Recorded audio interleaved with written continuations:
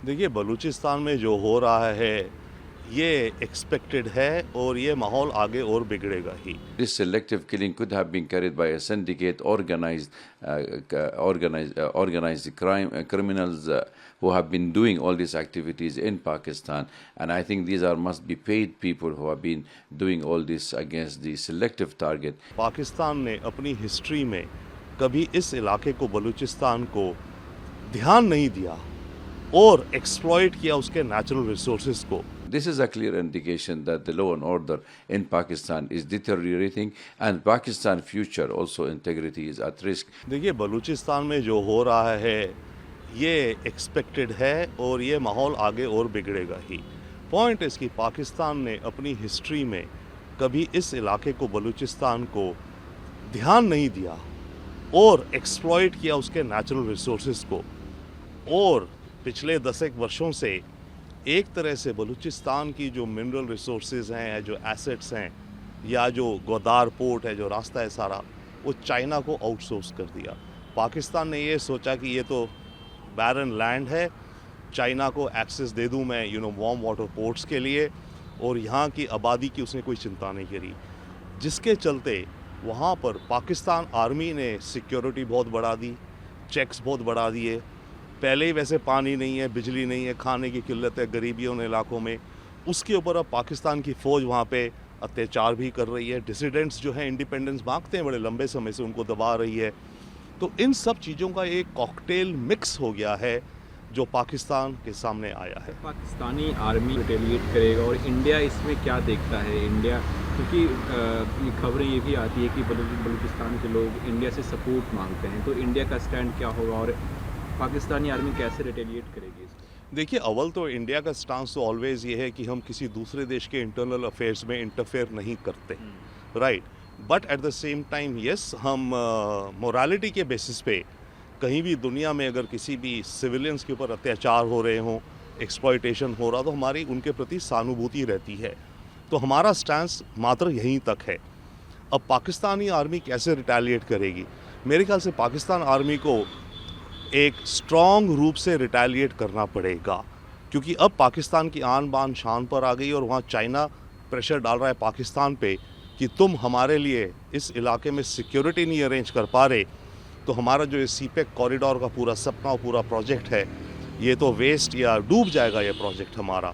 तो पाकिस्तान की आर्मी को सख्त कदम उठाने पड़ेंगे बलूचिस्तान में, पर उसका बदला फिर वही होगा। ये स्पाइरल हो गया है। जितना ज़्यादा पाकिस्तान की आर्मी सख्त कदम उठाएगी, जितनी ज़्यादा वो लोगों को उठाकर प्रिजन में डालेगी, जेल में डालेगी, उन्हें आतंकी डिक्लेयर करेगी, उतना ज़्यादा वहाँ की अवाम में पाकिस्तान के ख़िलाफ़ और पाकिस्तानी आर्मी के ख़िलाफ़ गुस्सा पैदा होगा, रोष पैदा होगा, और उतने ही ज़्यादा बलूचिस्तान के लोग अपनी इंडिपेंडेंस के लिए लड़ेंगे।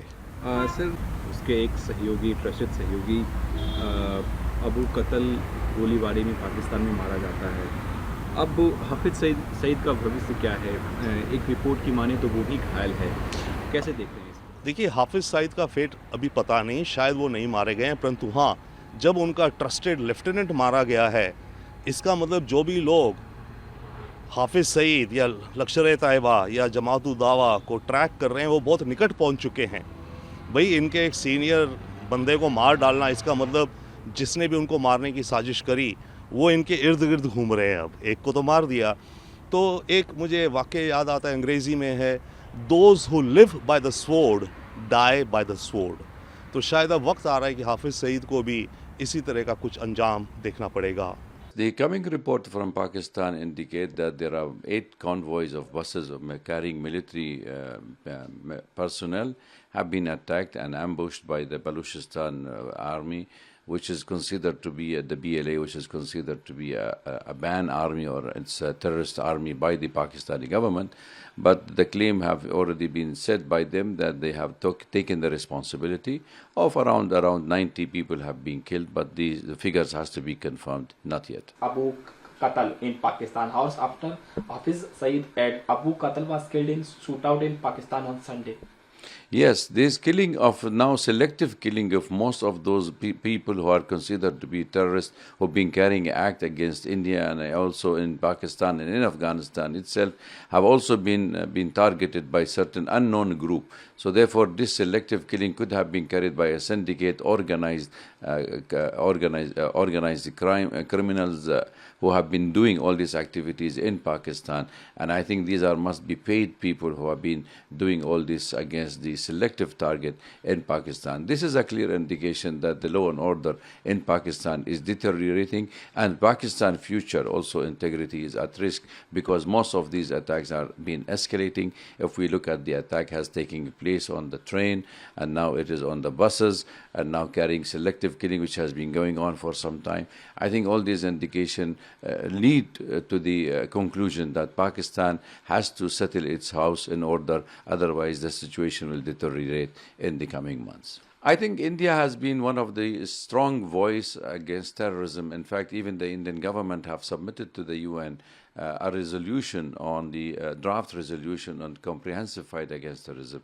But the irony of the matter that those coalitions of the international community who are trying to fight terrorism are the same people who have been supporting terrorism elsewhere in the world. And we have lots of examples in West Asia recently. So therefore, I think the India will have to fight its fight alone, though fighting terrorism is not possible, but the problem with the international community are not addressing the actual cause of terrorism. Cross-border terrorism is one of the main problem for India, and India always accused Pakistan of doing so. Similarly, Pakistan currently is accusing India to be standing behind the Balochi movement in Balochistan, the northwestern province of Pakistan, asking for secession from Pakistan. But I think in general, India is not in its interest to see Pakistan disintegrated, but it is in its own interest to make sure that regional countries like India, Pakistan, Afghanistan, and the CIS country and Iran sit across the table and address the issues of terrorism truly in black and white.